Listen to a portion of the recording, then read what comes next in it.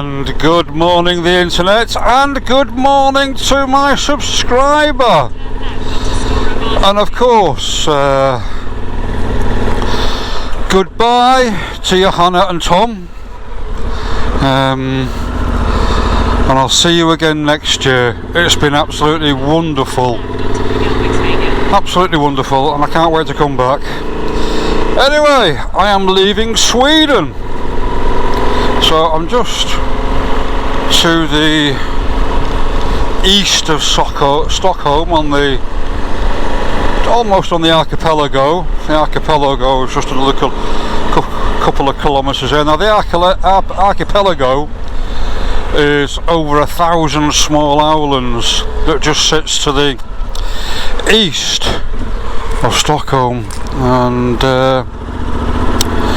but what a beautiful part of the world. It's so quiet, it's so peaceful, trees everywhere, gazillions of trees, and yeah, so I've had a really good week. I've had a fantastic week. It's been great. Came to see my son. Did a lot of catching up, which was good. It was superb, and I've been to Stockholm a few times, so I've seen the castles, the palaces, all the bits and pieces. So what did I do this week? Well, besides catching up with my son, had a new rear tyre put on. I took the inner tube out of the front tyre and repaired a slow puncture that I'd had since Turkey. I finally got around to it. I've had a few rides out, different parts of around this area, and I went south a bit, and then I went north a bit, and I went east a bit, so I've been okay. It's been good. So today, now I need to be in Belfast due to personal reasons. I need to be in Belfast by Thursday. Now today is Sunday, so I've got Sunday, Monday, Tuesday, Wednesday. I've got 4 days, so I've got plenty of time. So the plan of action today is just head south. I'm going to more or less head south for Malmo, or a little bit north of Malmo, and then I'm going to get a ferry across to Denmark, and then hopefully sometime later on today I'll be hopefully a little bit to the west of Copenhagen, camp there, and then by the end of Monday I'm hoping either to be in Rotterdam or at least near Bremen or somewhere around that area anyway. So I'll either get the ferry over to Hull on Monday night or Tuesday night. It just depends on the mileage that I can do on this thing, you know, because once I get on the bigger roads, if I can try and do about 130 kilometres, I'll be fine. Anything over 100 kilometres. But in Sweden, the speed limits are a bit limiting, and I think I'll be okay once I get to Denmark because they've got motorways. But we'll see how it goes. So what I'm doing, I'm heading over down to Malmo, over to Denmark, across Denmark into Germany, into Holland, over to Rotterdam. Going to catch the ferry over to Hull, and then once I'm at Hull, I'm going to go straight across to Liverpool, and then I'll get an overnight ferry to Belfast. And I'll either be in Belfast, well, I think realistically I'll be about, if I get the overnight to get there on Thursday, that'll be fine. But I've got plenty of time, so it's not as if it's a mad panic. But as long as I get there by Friday, that's all honky-dory. So I'm going to be in Belfast for a week, and then we'll see what happens after that. It's weird, isn't it? Now I was going to go over from here, I was going to go over to Norway. In fact this journey now, I should have been heading over to Norway and then meander down Norway, down to Oslo, over to Denmark and take a squiggly route down to Germany because I wanted to go to Hamburg to see a friend in Hamburg. I can do it next year, so not a problem, not a problem. But yeah, I'm going to go whap, whap, whap, whap. Mad, but there we go. I like a challenge. I do like a challenge. So I was really sad leaving today. To be, I could stay here for another week. I could stay here, to be honest, for a lifetime. I love Sweden. I love it around Stockholm. I just love it. It's fantastic. Everyone's great, and it's a beautiful part of the world. And the amazing thing, it's like you've got all this countryside and people live amongst all these forests, and people live amongst the forests. They're like the modern day wood elves, and they just live everywhere in the greenery. It's fantastic. Anyway, that's the plan of action today. South, then west, and a bit south again till I hit the water, catch a ferry over to the UK, across the water again, and Belfast. Wow, gonna be a good few days. Right, I'm gonna put some music on and I'll speak to you soon. Bye bye.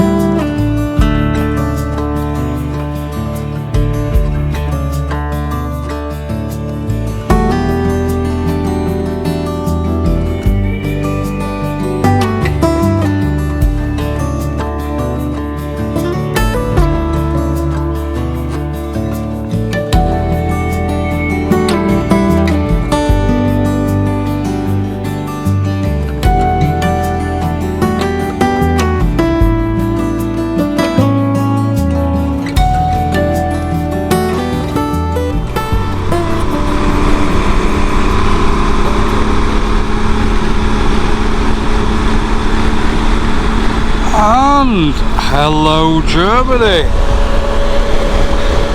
I've just crossed the border into Germany.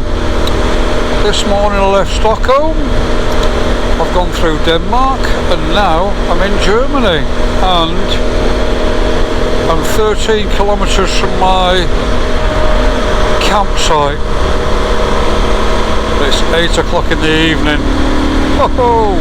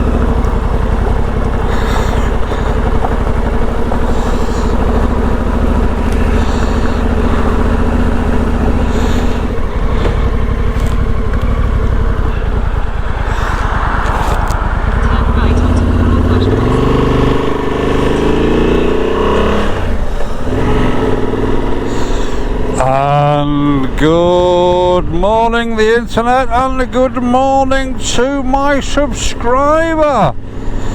The hair's looking good today, you're looking well. Anyway, I've just left my campsite in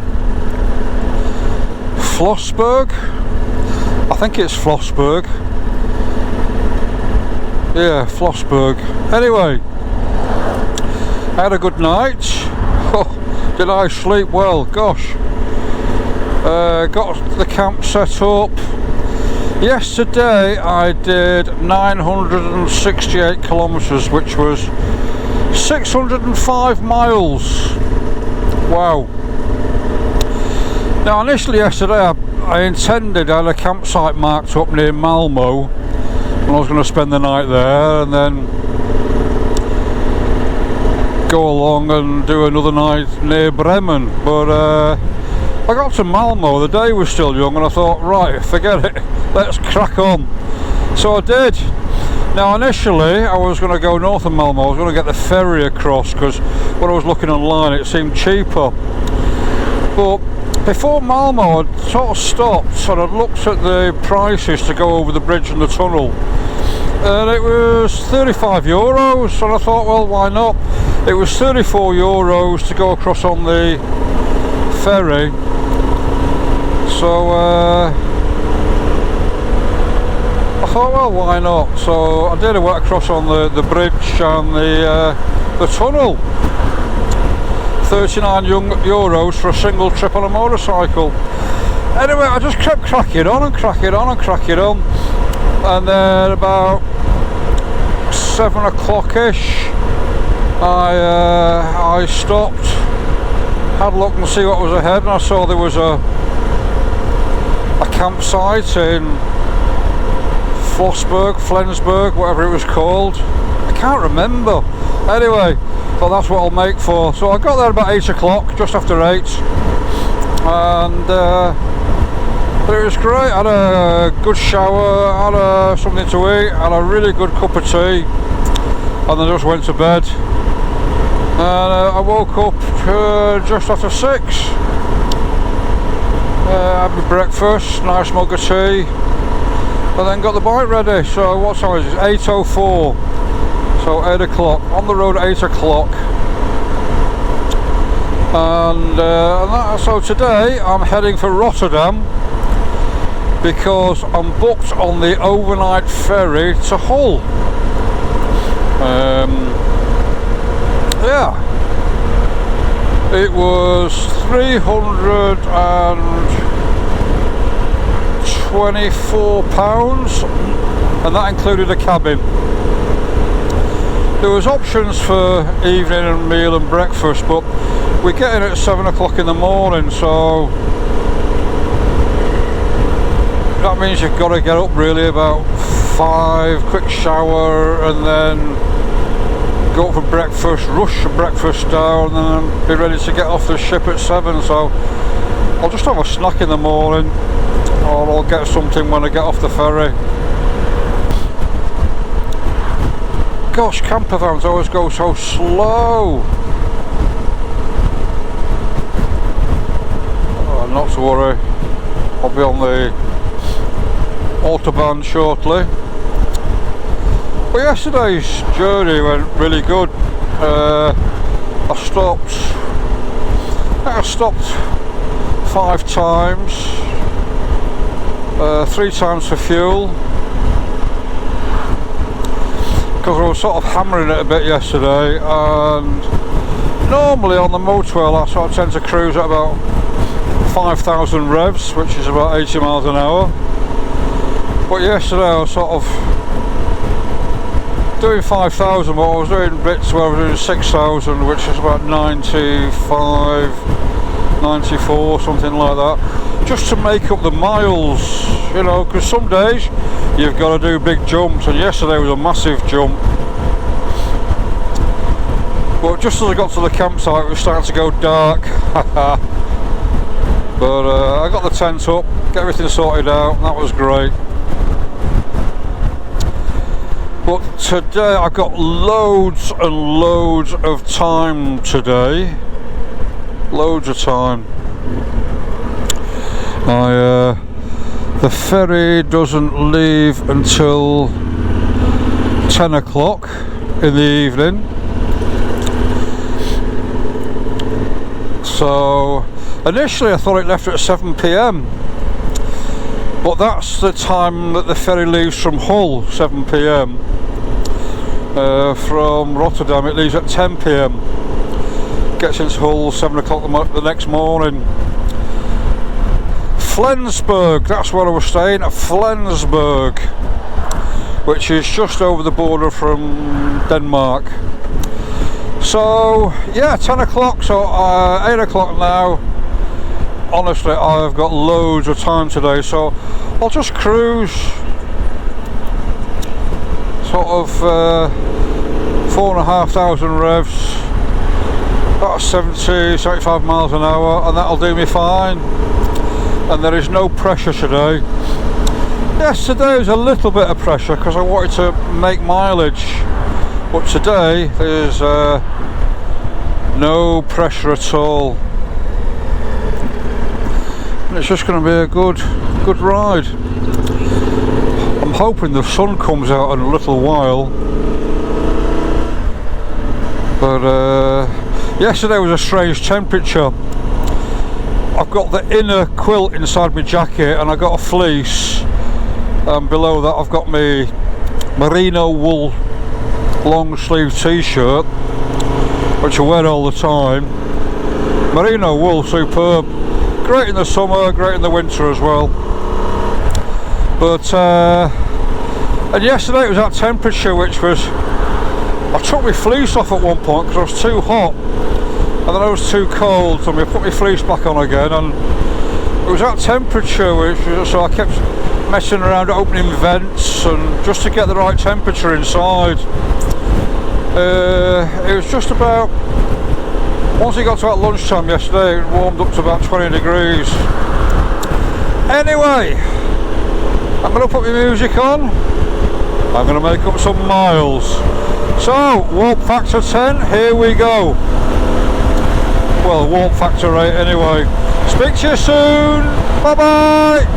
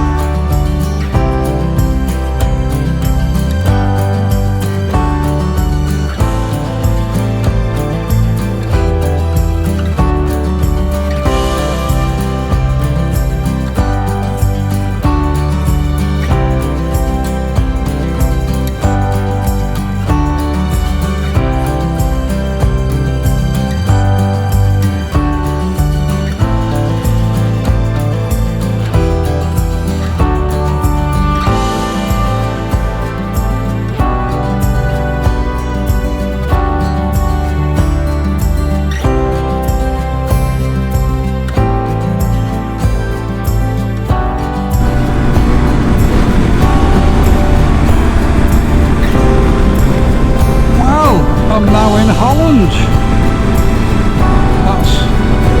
That's the Dutch border.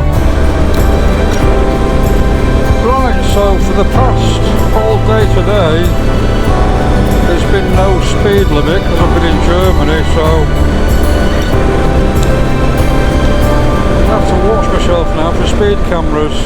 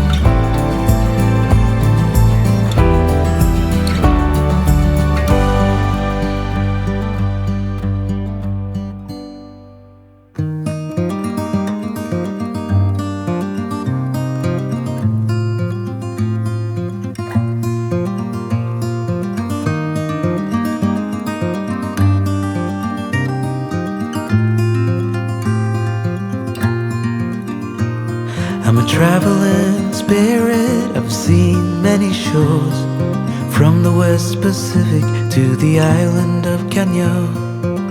They treat me like a son anywhere I go, and even though no one can tell, I still feel that I'm alone. I'm alone, I'm alone, I'm alone. Leave me stranded, I know how to handle it all on my own. On my own.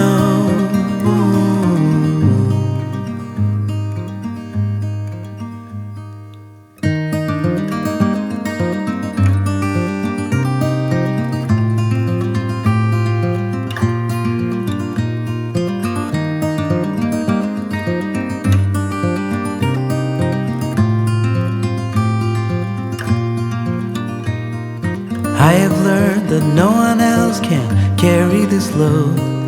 It's a train where I'm the only passenger on board.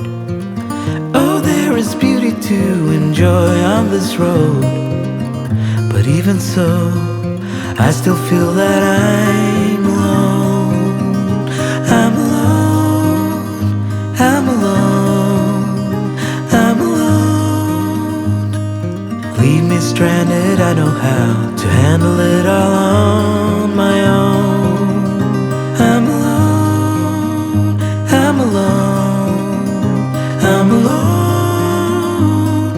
Leave me stranded, I know how to handle it all on my own. On my own.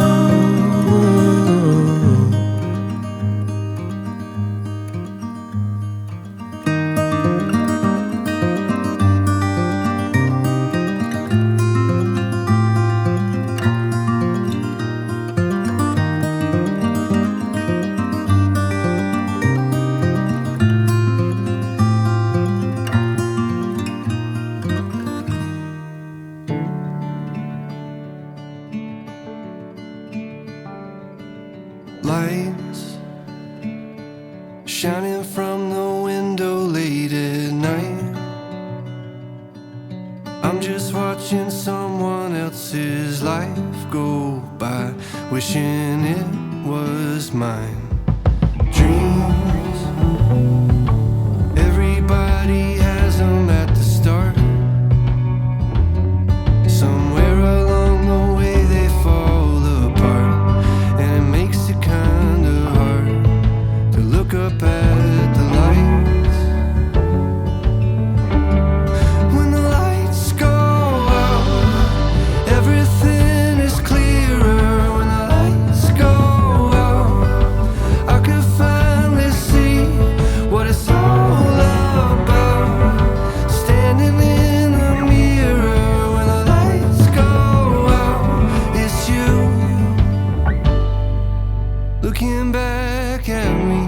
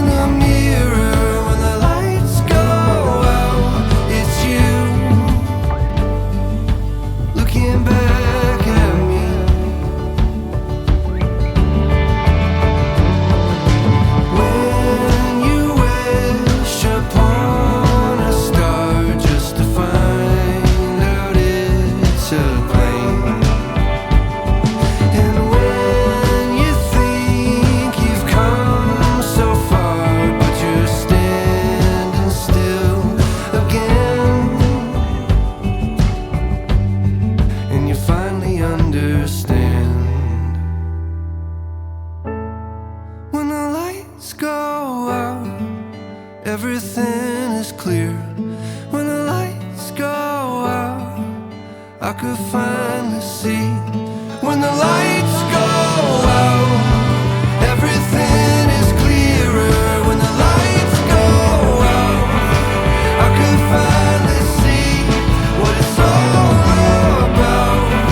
Standing in the mirror, when the lights go out, it's you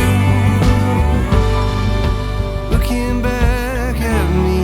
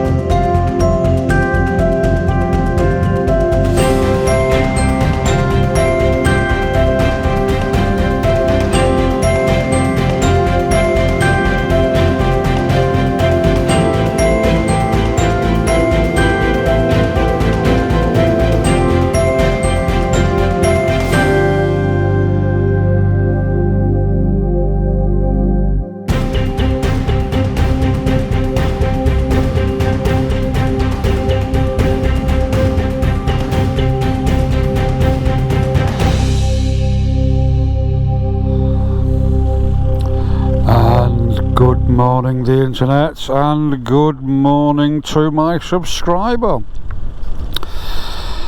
I'm here at the moment on a wet and windy Sunday morning in Belfast. I've been in Belfast for just over a week. So what I was planning to do was, after I spent my week in Belfast, was to ride around Ireland. Go around from the top all the way around to the south and then come back to Scotland. But the weather forecast for this week is rain and high winds, and there's no way I'm going to do it. There just doesn't seem to be any point at all of sitting in a tent when it's raining or riding in the rain, and there's going to be some high winds this week. So I've decided to call it a day and return back to Scotland. And the final leg of my journey. And today it's just wet. I'm here early. The ferry was delayed. It's been delayed while we're boarding as well. But it is what it is, so there's nothing you can do about it. But yeah, so here we are, Belfast, heading to Scotland. So I'm on the Belfast to Stranraer ferry, which cost £59 for me and the motorbike. And yeah, but I'm really sad because this week I had to be in Belfast for this week. No problem, just family stuff. And then I was going to head all the way around Ireland, right from the top and all the way around. I was going to maybe spend a week, 10 days, maybe 2 weeks doing it. Then I thought of maybe popping over to Wales and then sort of meandering back up to Scotland, but the weather this week is just bad, and next week I don't think it's going to get any better either. So there we go. And that ends my trip to Europe for this year. Pretty sad really, but it is what it is, you know. I've had a good whack. I've been all around Europe. I've done quite a few thousand miles. So there we go. Oh, at last, wow.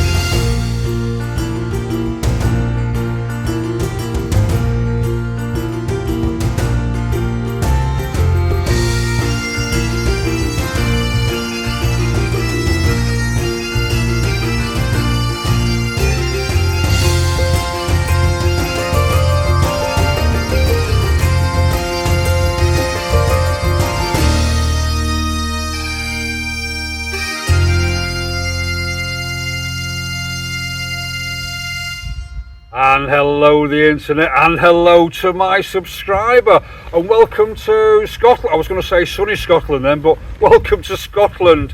A little bit overcast today. It's been raining, which is normal for Scotland, but here we are. But first off, I want to apologise. There's been a really big gap between the videos. Since I've been back in the UK, I had a week in Belfast, and then I got back to Scotland, and after a couple of days I caught a cold which floored me for about 10 days. It was on my chest, it was horrendous, and I'm still lingering with this cold at the moment, but I've been getting back into life again and doing all the things, and this is my first opportunity for doing the video, and I'm really sorry there's been such a big gap. But anyway, the last time you saw me, I was in Stockholm. Now the plan was to go from Stockholm over to maybe Trondheim in Norway, then just do a lazy zigzag south down to Oslo, over to Denmark, through Denmark, Germany, Holland, and back again.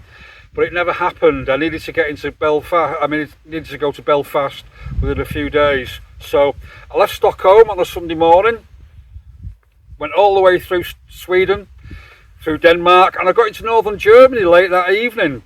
So I found a campsite, stayed overnight, got on the road the next morning. Before I left, I actually booked my ferry ticket for that evening, headed through Germany into Holland, got to Rotterdam, and I caught the evening ferry over to Hull. So I got into Hull on the Tuesday morning, raced across the UK, got to Liverpool, and I caught the evening ferry over to Belfast. So I got into Belfast on the Wednesday. So 3 days, not bad. I was quite surprised myself. I was especially surprised when I came through Sweden to Germany, because that was like over 1,000 kilometres. I did that in a day. But oh, my bum. I had a bum like a baboon on the end of the first day, but there we go. So I got to Belfast, did over a week in Belfast, and then it was time to come back to Scotland.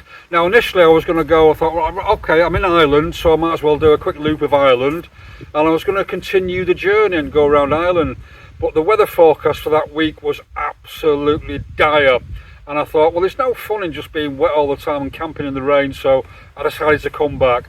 So I come back to Scotland. So when I left Belfast, it was raining. Got to Scotland, it was raining. I rode all the way home in the rain, and by the time I got back to the flat in Helensburgh, I was absolutely soaked, and that was the end of my trip. So what a great trip that was. I was away for 4, 8, 12, 16. I was away for 18 weeks on the road, and it was a really, really good trip. I enjoyed it. I would have liked it to be longer, but unfortunately because of Brexit, not allowed to do that. So I was in Turkey for a few weeks, and I was in the Balkans for a while, and so that sort of extended my 90 days. But it's been a really, really good trip. Right, I'm sure you want to know some facts and figures, because I know some of you like to how many miles you did and stuff like that. So I've got some facts and figures and bits of information. So for the total trip, which was 18 weeks away, I did 13,382 miles. 13,382 miles. That's pretty good, really. I'm quite surprised. I thought it was a bit less than that, actually, but when I looked at the odometer, I was quite surprised. Now, the total fuel consumption for the whole trip was 227.2 gallons, which is 1,032.8 litres. And my total my consumption, my miles per gallon, was 59 miles per gallon, which is 12.95 kilometers per litre. Now, I looked at that 59 miles a gallon, and I know that sometimes I would look down at my speedo and it would be doing 65 to the gallon, 60 to the gallon, 70 to the gallon, something like that. But for most of that trip, when I was doing the big jumps, I was full of luggage. Sometimes when I was on a highway and I was maybe going a little bit faster than I wasn't supposed to. So I think that counts up for a lot of the mileage. Now when I got somewhere, obviously I would be going around 20-30 miles an hour, just taking it easy. But my big jumps, I wouldn't hang around. I'm not the sort of person. Depends where I was. I mean, some days I would just take my time, but some days I got to do a big jump, so I would sort of put a few extra revs on. But my total consumption for the trip was 59 miles to the gallon, or 12.95 kilometers per litre, and I'm quite happy with that actually. When I had the V-Strom, my fuel consumption was a lot more than that, obviously. Now, the cost for my fuel, some countries it was quite cheap, some countries it was quite expensive. So I did a sort of rough guide of about £1.40 a litre, taking into account some of the cheaper countries and more expensive countries, and I worked out my total fuel cost was £1,445. So, and again, going on my expenses, I just used one card, which was my Revolut card, for the whole trip. I did everything on there, put money in, took money out, and away you go. And I paid for everything. Where you could pay for fuel or things, I would pay either cash that I'd drawn out of an ATM, or I've used my card. Now, for the whole trip, I used £4,588.20. Let's call it 4,590. So, taking off my fuel of 1,445, the total cost of my trip for all the other things like camping, ferries and food was £3,145. £3,145. So that was it really. The whole trip cost me 4,590 quid. So £4.5 really for 18 weeks. That was pretty good. I was quite happy with that. But again, you can spend a lot more. I could have spent a little bit less, I think, if there was some little things I'd buy. I bought a few bits and pieces, as you do. It's money to spend, isn't it? That's what you do. I could have bought hotels, and on that trip, the only 2 times I got hotels was in Mostar in Bosnia, and then on the way back in Poland I went into a sort of a hotel thing for a few days, and those were the 2 times I didn't camp. Some of the times I wild camped, but a lot of the times I went on official campsites. So £4.5 for 18 weeks, it wasn't bad really. So those are the facts and figures. I'm going to put them up towards the end and you can see them again. So let's talk about the bike. As you probably know from my previous videos, until earlier this year I had a Suzuki V-Strom DL1000, and I absolutely loved that bike. It was a fire-breathing dragon with that beautiful 1000cc V-twin, and I loved it. The suspension was fantastic, the handling was superb, and it just go forever and ever and ever. The only problem I had with it was if I dropped it, it was a monumental effort to pick it up again. And after coming back from Morocco, I knew I needed a lighter bike. So 6 months ago, I bought the Transalp. And at first, I hated it. I must admit, I honestly hated it. I just thought it was such a boring, and it was just antiseptic, and I didn't like it at all.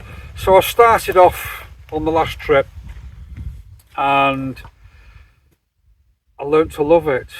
I learnt to love it, and I've come to this point now, and I just love this bike. I think it's absolutely superb. I think it's a Swiss Army knife of adventure bikes, because it will do everything that you need it to do. If you want to go off-road and you've got good tyres, you can go off-road. You can stand up on there, and it's a good position standing up, and you can do it. And if you want to travel on the motorway, you can do it. I can sit there at 5,500 revs doing about 82 miles an hour, and it will do it all day. If I want to do 6,000 revs, which is just over 90 miles an hour, it will do it. It will sit there all day. And if you want to go a bit faster on the German autobahns, you can do that. It gets a bit noisy, the wind is a bit upsetting, but it will do it. It's just superb. It is so reliable. I turn the key in, start her up, and we go. I don't have to think about anything. So all I've ever done on this bike is make sure the level's been right in the engine, and it's never used any oil.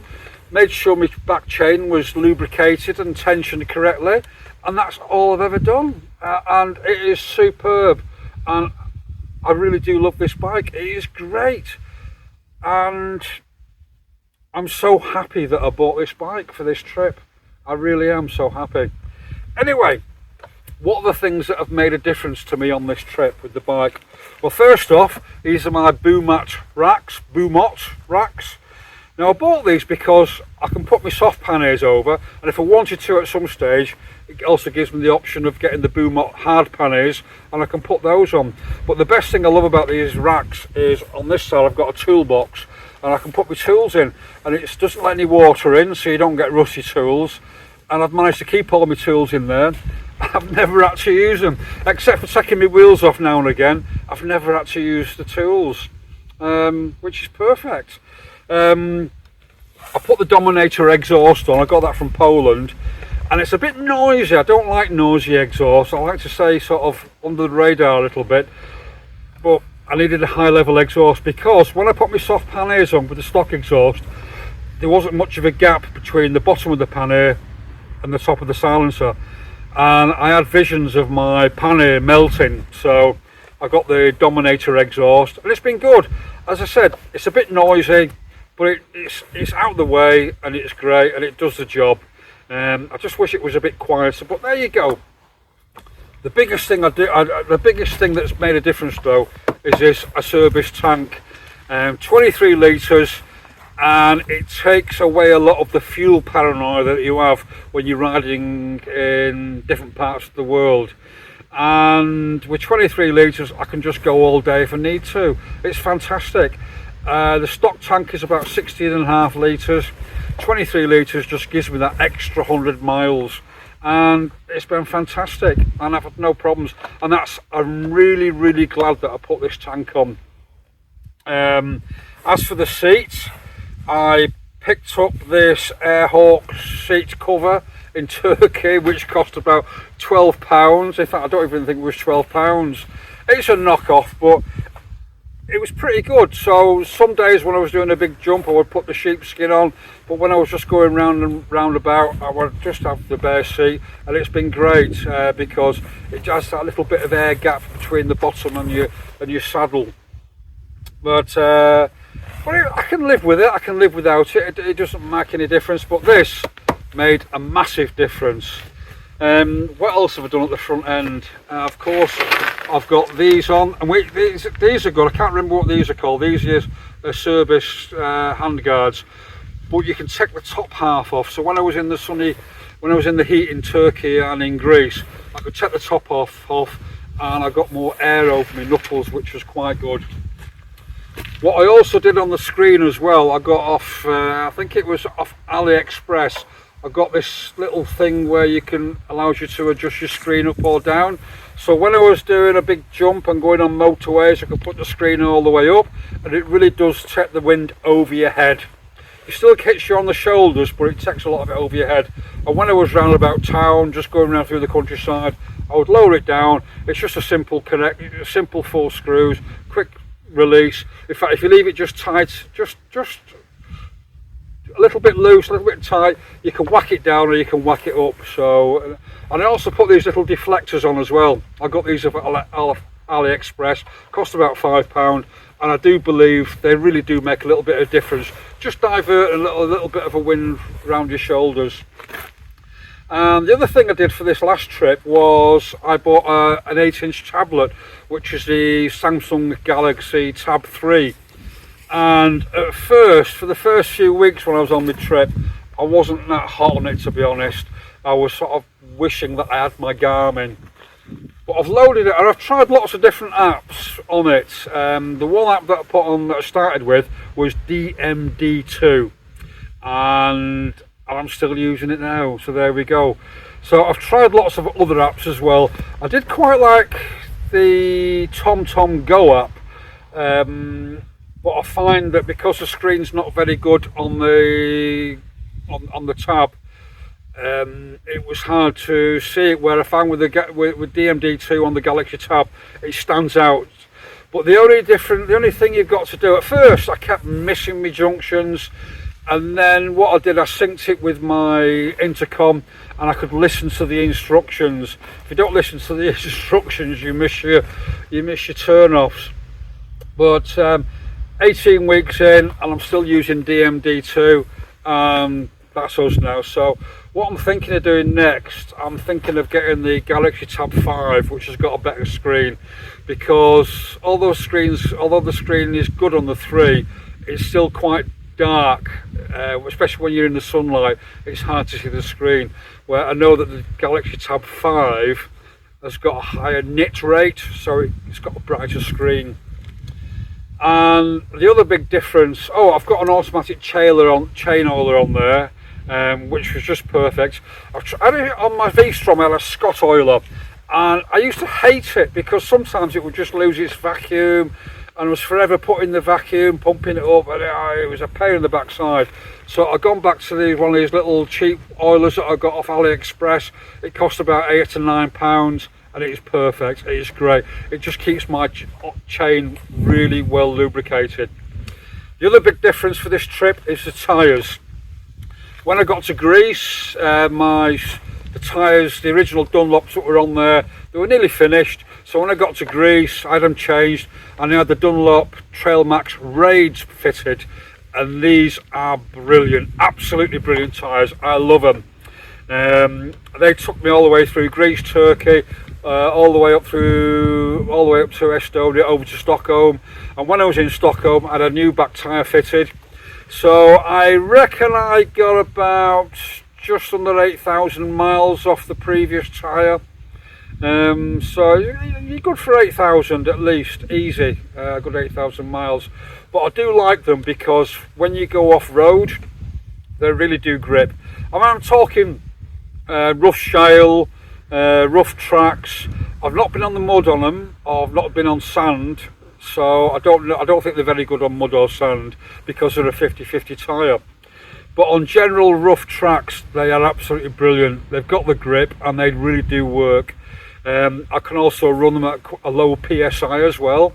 I've also run that on flat as well, because I picked up a small puncher when I was in Turkey, and I was running flat one day, and yeah, it works.